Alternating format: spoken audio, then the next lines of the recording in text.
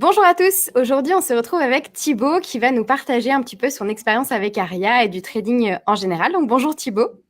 Bonjour Julie et bonjour tout le monde. Alors est-ce que tout d'abord tu peux un petit peu te présenter à nous s'il te plaît? Oui, alors moi c'est Thibaut, je vis à Nantes, j'ai 30 ans et donc voilà, je trade depuis quelque temps déjà. Voilà un peu pour me décrire. D'accord, ok. Et donc du coup, comment t'es venu à trader déjà? Moi ça remonte il y a longtemps, en fait à l'âge de 18 ans. C'était en 2007, j'étais encore, enfin je terminais mon lycée et en fait mon frère gérait un petit portefeuille d'actions fictifs pour la fac. D'accord. Et je m'y suis intéressé un soir en passant devant son ordinateur. Et puis en fait, je suis très vite tombé dans le bain, quoi. Donc j'ai commencé à boursicoter en fictif sur les actions à D'accord. l'époque. Et puis après, je suis passé en réel quelques mois après. Voilà. Et du coup, ça remonte voilà à 2007. Euh, donc ça fait quand même un petit temps. Ouais. D'accord. Et t'as jamais arrêté de trader, t'as toujours tradé? Si j'ai arrêté de trader en fait pendant quelques années puisque j'étais salarié dans la gestion de portefeuille. Et en D'accord. fait, comme j'investissais pour le compte de clients, il a fallu que j'arrête de trader pour ne pas avoir de conflit d'intérêts, etc. Entre guillemets, D'accord. c'était un peu plus simple. Ok. Voilà, D'accord, donc ça j'ai arrêté marche. quelques années, mais juste pour le travail. D'accord. Et donc du coup là, comment t'as connu Aria? Alors moi, j'ai connu Aria par IVT, parce qu'en fait, j'avais rejoint la communauté en 2018 pour me perfectionner sur certains styles de trading. Et puis du coup, il y a eu la présentation d'Aria. Et c'est vrai que avec l'expérience que j'avais déjà eue et puis voilà, je commençais à m'intéresser aussi un peu au trading algorithmique, etc. J'ai trouvé ça super intéressant. Donc voilà, j'ai foncé. D'accord, ok. Donc du coup, est-ce que tu peux nous dire rapidement, parce que voilà, le trading manuel, c'est complètement différent du trading algorithmique. Qu'est-ce qui a au début été un petit peu peut-être un frein qui a fait qu'il a fallu que tu adaptes ton trading pour que ton trading, ton mode de trading en fait, puisse être compatible avec Aria? Oui, bah alors moi déjà la chose la plus entre guillemets parce que là j'ai fait un mois de test, la chose la plus compliquée entre guillemets c'est justement ne pas faire d'ingérence. Oui. Voilà. Moi je suis trader manuel, j'ai en fait j'ai plusieurs comptes. Je vais du scalping jusqu'au swing trading D'accord. et donc je suis toute la journée sur mes écrans. Euh, et donc c'est compliqué dans ce sens-là parce que j'ai souvent été tenté de regarder ce que faisait Aria, de voir si elle prenait correctement la position, de suivre le trade en fait comme un trader manuel. Voilà. Donc ça c'était la chose qui a été la plus difficile pour moi pendant le mois d'essai. Et puis après j'ai dû adapter un petit peu mes stratégies de trading en fait. Voilà, apprendre à enfin, connaître un petit peu le système des fractales parce que je n'utilisais pas cette entrée en position là. Mhm. Voilà, donc quelques petits ajustements là-dessus. Et puis après, je pense que ça va bien se passer. Oui, il n'y a pas de raison. Est-ce que tu peux nous dire alors du coup sur quels actifs ou quel actif tu trades? Alors, pour Aria, en fait, je vais me spécialiser sur le DAX et le taux, parce que moi, Mhm. c'est les deux actifs que je trade principalement en scalping et day trading. Voilà, D'accord. c'est des actifs que je connais un petit peu mieux, Ok. sur lesquels je me sens un peu plus à l'aise, que je trouve assez propre à travailler. Donc, ça va être ces deux actifs-là et uniquement en day trading. Ah d'accord. Du coup, tu t'arrêtes le scalping et le swing? Alors en fait, je vais continuer de faire du scalping et du swing sur mes autres comptes, Ok. en manuel un petit peu. Et puis le day trading, je vais vraiment l'axer avec oui, Aria sur le DAX et tout. Mm. D'accord, ok. Et donc, est-ce que tu peux partager un petit peu avec nous tes paramètres? Quelle est ta stratégie? Comment tu paramètres Aria? Enfin voilà, comment tu fais un petit peu au jour le jour? D'accord. Moi, c'est une routine quotidienne, vu qu'en plus, je gère d'autres comptes. En fait, tous les matins, je me connecte vers entre 7h30 et 8h. Je fais une certaine routine, en fait, chaque jour. Donc, je prends connaissance des actualités éco du jour qui risquent d'impacter les marchés que je trade. Voilà. Ensuite, je regarde aussi un petit peu le climat. Oui, je regarde un peu le climat, en fait, le contexte macro, géopolitique, etc. Voilà, Mhm. par exemple, en ce moment, les banques centrales qui dopent un peu le marché, enfin, voilà, toutes ces choses-là. Ensuite, je fais une revue technique de mes deux actifs. Donc, je pars sur des UT un petit peu plus grandes pour arriver sur des UT un petit peu plus courtes. Voilà. Ok. Et puis, je fais de l'analyse, un petit peu d'analyse graphique, technique, pour en fait déterminer forcément le sens prioritaire de la journée. Voilà. Ok, d'accord. Du coup, Voilà. oui, Non, vas-y. après, je peux rentrer un petit peu plus dans les détails, mais je sais pas si c'est Oui, le, oui, pourquoi pas? Comment tu ouais. paramètres? Est-ce que tu es plus à l'achat? Est-ce que tu es plus à la vente? Eh ben, c'est vrai que par exemple en ce moment, le contexte macro, etc., est important puisque on voit que chaque repli en ce moment est acheté d'une force impressionnante, que ce soit sur le DAX ou sur le dos. Et c'est vrai qu'on peut avoir tendance à se dire, non, c'est pas forcément en accord avec l'économie, etc. Donc on peut tenter de prendre le contre-pied. Mais c'est une erreur parce qu'en fait, moi-même, des fois, je la fais encore. On essaie de trader ce qu'on pense et pas ce qu'on voit et on se fait avoir. Voilà, si les marchés montent, il faut les accompagner. Et, euh, et du coup, moi, par exemple, chaque matin, j'utilise des filtres assez simples qui sont repris aussi par Guillaume, etc., que j'ai vu dans la masterclass. Le point pivot, des moyennes mobiles, etc. Voilà, rien que ça, c'est des choses qui peuvent nous aider à avoir un bon sens. Et puis, l'analyse sur plusieurs UT. Voilà. D'accord. Et alors, pour rentrer un peu plus dans le détail, est-ce que tu as un template préféré? Est-ce que tu préfères trader avec Ishimoku, simplement une moyenne mobile? Est-ce Alors que tu moi, traces des niveaux et comment tu fais un petit peu? ouais, alors en fait, moi, je trace tous mes niveaux chaque matin. Donc j'ai des niveaux qui sont tracés, par exemple, donc en hebdo. Ça, c'est mes niveaux vraiment importants. Ensuite, j'ai des niveaux en journalier également. Hein. Ensuite, je descends sur le H1. Donc là, je trace mes niveaux pour la semaine. Ça va être des niveaux vraiment importants. C'est mes bornes, entre guillemets, sur lesquelles je vais trader et puis je vais chercher des mouvements peut-être un peu plus puissants. Voilà. Ok. Et ensuite, chaque matin, je vais sur le M15 et c'est vraiment sur le M15 que je vais tracer ma feuille de route du jour. Donc avec notamment des niveaux de support, résistance, les plus hauts, les plus bas de la veille, etc. Voilà, tout ce qui est aussi cours d'ouverture des futurs, du marché, cash aussi à 9 heures. Et puis après, en fait, je paramètre rien en fonction de ça. D'accord. Donc, du coup, tu n'as pas un sens en parti pris en vente ou à l'achat, c'est vraiment en fonction du marché. Oui, oui, oui, c'est vraiment en fonction du marché. Et puis après, en fait, moi, j'utilise le template 3, celui d'IVT, parce que c'est vrai que je travaille aussi un petit peu pour m'aider avec les moyennes mobiles et puis les bandes de Bollinger. Voilà. Mais après, c'est juste une aide, hein. C'est pas ça qui détermine vraiment après mon trading. Mais ça m'aide, par exemple, à voir, à capter du flux, etc. D'accord, Voilà. ok. Et donc le template 3, moi je l'utilise. Après, j'ai regardé un petit peu les autres templates, mais par exemple, moi je n'ai jamais tradé avec Ishimoku. D'accord. Donc voilà, c'est quelque chose que je vais pas utiliser. Et puis après, en fait, j'adapte Aria en fonction de mon sentiment de la journée. Voilà. D'accord. Tu fais plus une lecture des bougies, du coup. Oui, oui, oui. Moi, je travaille beaucoup dans mon trading aussi à côté, l'action des prix. Ouais. C'est vraiment ça qui est important pour moi, l'action des prix, les zones. Et puis après, en fait, voilà, j'adapte Aria. Donc, par exemple, si j'ai un sentiment assez fort, je vais aller sur des paramètres un petit peu plus agressifs. Et puis après, si mon sentiment est un petit peu moins puissant, un petit peu plus fort, voilà, je vais aller plutôt sur des choses un peu plus défensives. D'accord, ok. Et donc, pour le moment, tu as testé plus. Pour l'instant, j'ai un peu tout testé. Voilà, parce que c'était vraiment le but de ce mois de test-là. Je voulais vraiment voir ce que pouvait faire l'algo et puis voir un peu la solution.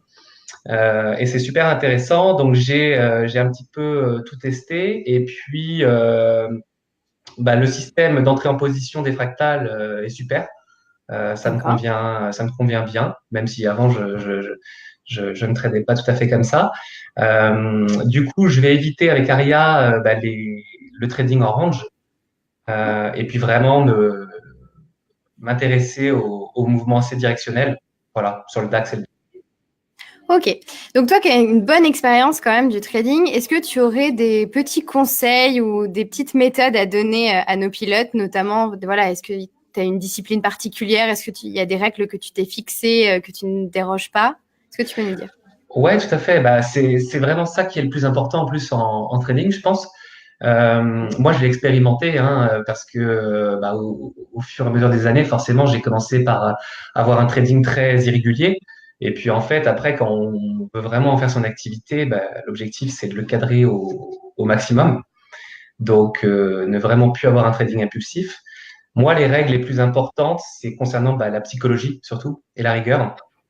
Heureusement, bah, Aria, là-dessus, c'est un très gros point fort.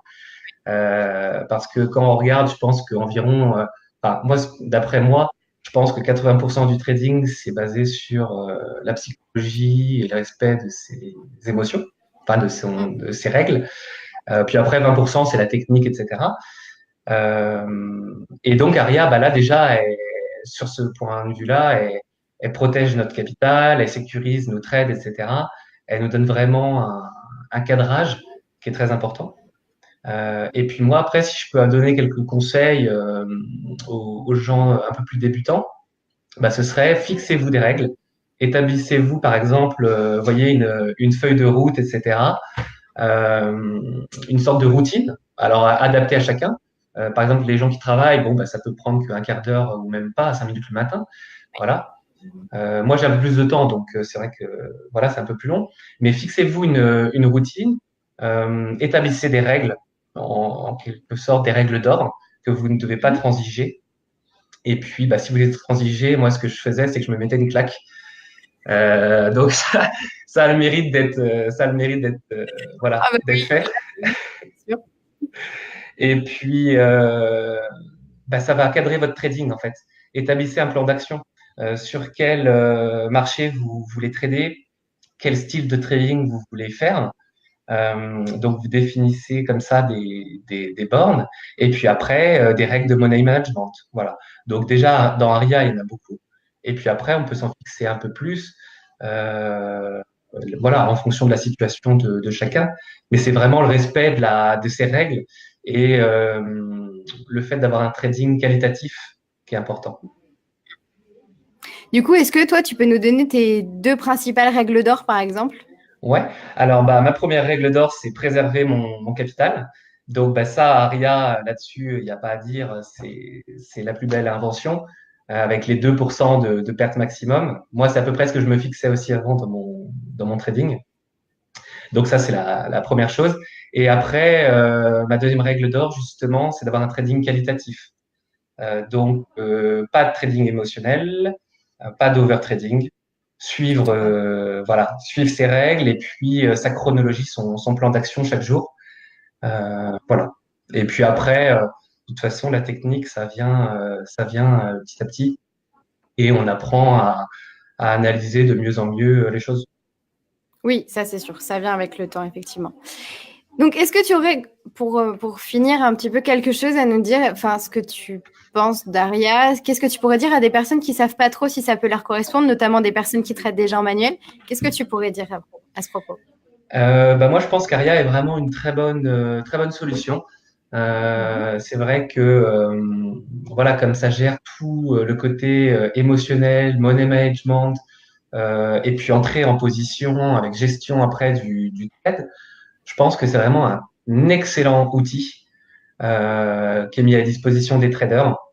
Et quand on voit que beaucoup de débutants voilà, ou même de gens un peu plus expérimentés, parce que même moi, ça m'est arrivé d'enfreindre des règles, bah, crament un compte ou crament une bonne partie de leurs gains en une journée. Je pense qu'Aria est vraiment votre meilleur allié à ce sujet. Voilà.